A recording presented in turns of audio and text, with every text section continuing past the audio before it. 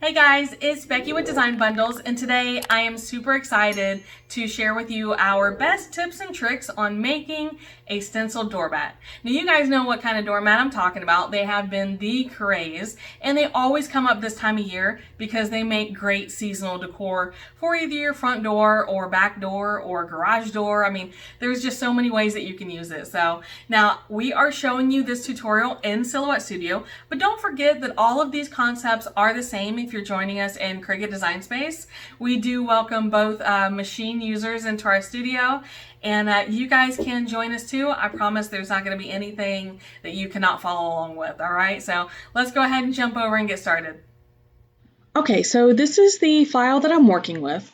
Now let me just show you. I measured out my rug, my doormat, to be 18 inches tall and 30 inches wide. So I came over here and I selected machine none, cutting mat none, media size custom, and I put in 30 inches wide by 18 inches tall.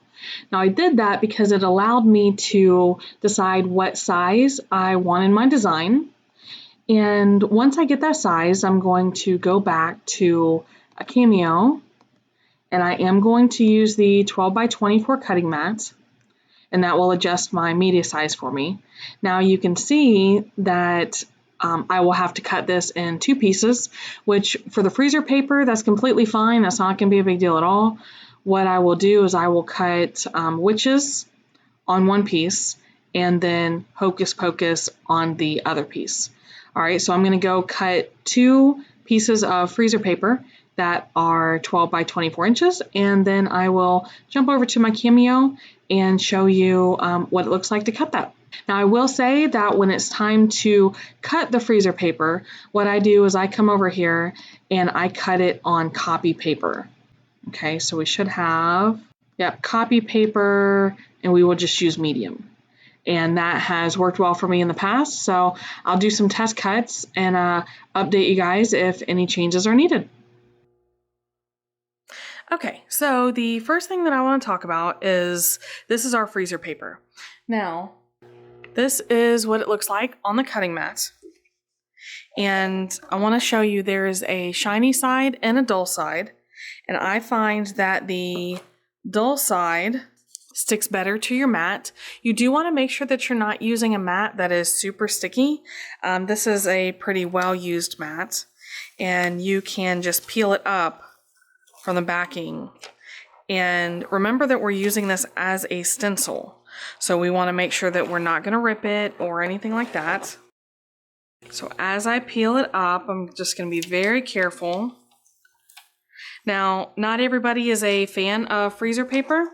So if you are not a fan, then you can definitely use adhesive vinyl.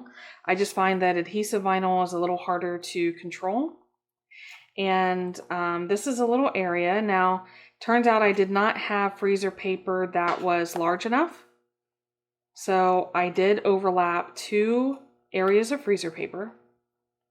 So I keep my craft knife handy to make sure that all my areas cut well during the overlap, okay? Now in this design, it's only my S. My S is the only part that overlaps. So now the other thing that I want to make sure, not only do I not want to rip my stencil, but I want to make sure that I keep track of where all of my inside letters are, because I do need those. Okay. So I'm going to show you how I apply this to the mat. Now I just try to straighten it out, and I try to get one part as straight as I can. In this case, it's the bottom.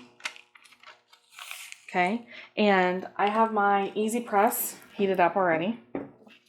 So what I'm going to do is use my easy press to start adhering the freezer paper around the edges.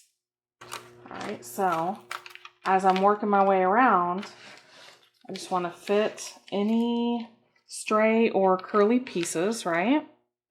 And so far I haven't had too much of a problem trying to get them to go back into place. Just be careful and make sure that you don't accidentally get your fingertips.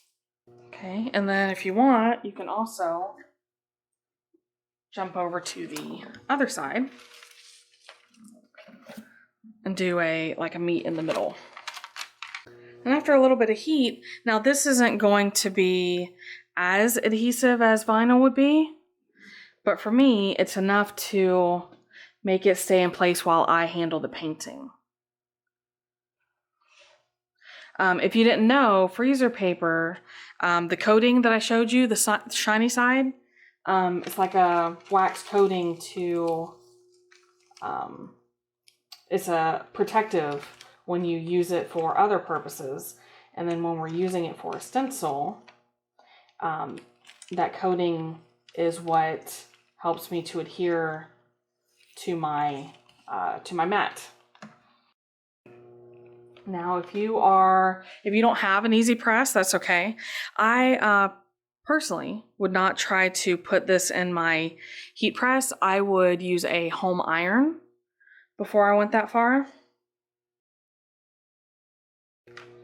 Now, while we're doing that, remember that we still need to place the rest of the stencil up here. And obviously we want to keep in mind that we have some overlapping area. So what I'll do is turn this around, and we're going to use some scissors on both sides to make sure that we don't have that problem. Now, you don't want to get too close, but close enough that you can butt these up against each other. And once your design is lined up, then of course you can go ahead and use your easy press. I like to start in the middle, so if I make sure that that's down. So what I need to do now is go through and just put our the inside of our letters where they belong. Now, if I have a hard time lining any of these up, then what I will do is pull up the design on my computer.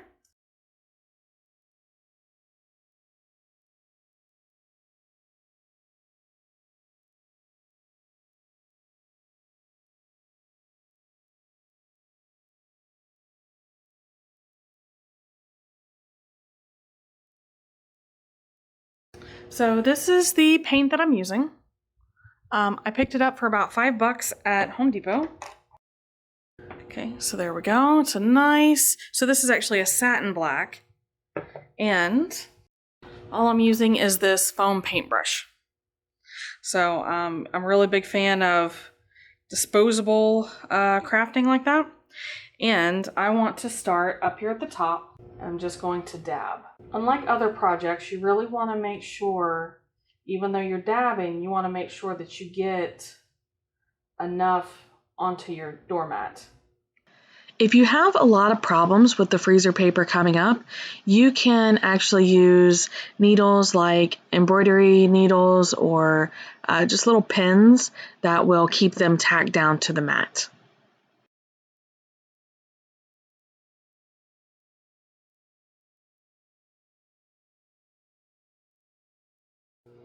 So you definitely want to work fast, and then if you need to come back and touch anything up, we can do that by hand if we need to.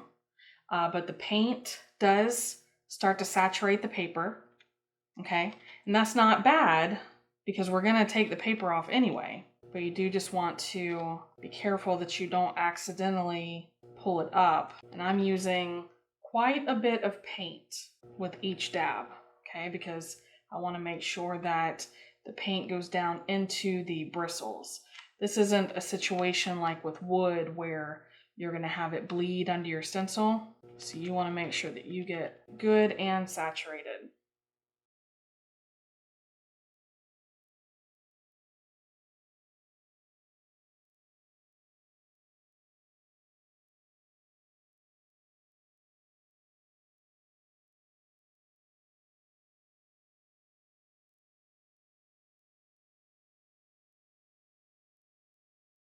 Okay, so that was a little bit of a struggle. I think I'm going to go ahead and let this dry, and then we will take the stencil off and see how it goes.